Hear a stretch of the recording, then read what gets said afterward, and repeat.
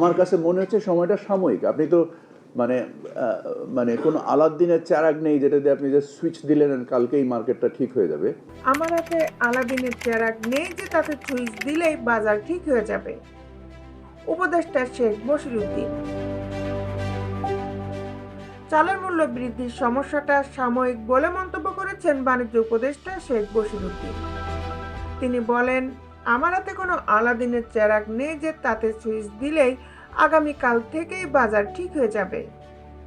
বৃহস্পতিবার ঢাকায় সচিবালয়ে সফররত তুরস্কের বাণিজ্য মন্ত্রী ওমর পলাটের নেতৃত্বাধীন প্রতিনিধি দলের সঙ্গে বৈঠকের পর সাংবাদিকদের প্রশ্নের জবাবে বাণিজ্য উপদেষ্টা এই কথাগুলো বলেন। বাণিজ্য উপদেষ্টা বলেন, আমাদের তথ্য উপাত্ত বলছে চালের মজুদে কোনো ঘাটতি নেই। তারপর প্রস্তুতিমূলক পর্যায়ে যে বর্তমানে চালের বাজারে দেখছি সেটাকে হ্যান্ডেল করার জন্য আমদানি আরও বেশি উদার করেছি।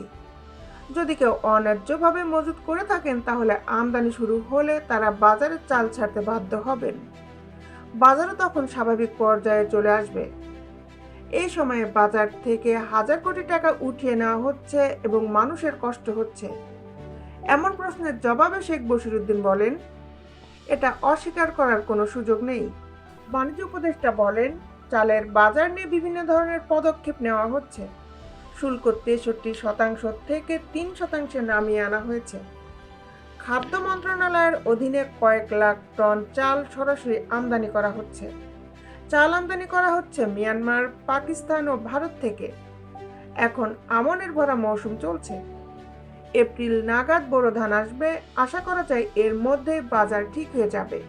দুর্নীতির কারণে সরকারি সংস্থা ট্রেডিং কর্পোরেশন অব বাংলাদেশের 37 লাখ ফ্যামিলি কার্ড বাতিল করা হয়েছে বলেও জানান বাণিজ্য উপদেষ্টা।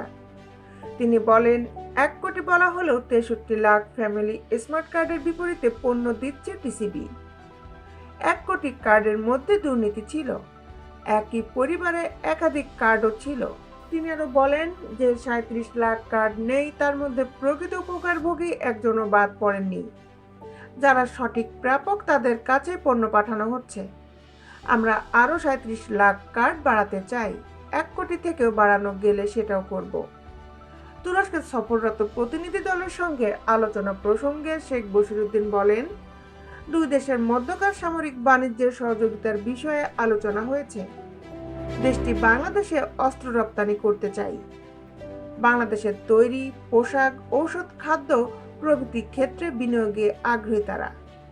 তাই তুরস্কের জন্য আলাদা অর্থনৈতিক অঞ্চলও করা যেতে পারে। দেশ বিদেশের আপডেট নিউজ পেতে আমাদের সাথেই থাকুন। Justice television, Dhaka.